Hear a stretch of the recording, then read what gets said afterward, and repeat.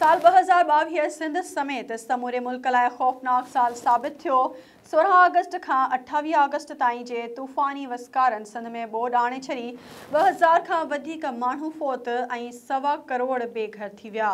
रिपोर्टनि मूजिबि साल 2022 में तूफ़ानी बरसातुनि ऐं उन जे नतीजे में आयल ॿोॾि सबबि ख़ैरपुर नाथन शाह, कोट ॾिजी, ठरी, मीरवा, गाजी खावड़ ऐं ॿिया शहर पाणी हेठि अची विया।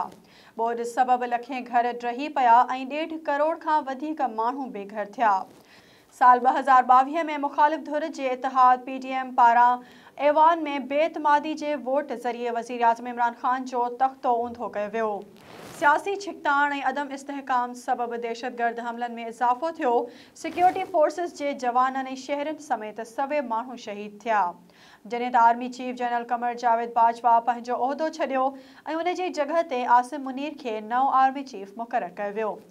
पाकिस्तान खे FATF जी ब्लैक लिस्ट मां ख़तमु कयो वियो, जेका पाकिस्तान लाइ वॾी कामयाबी हुई।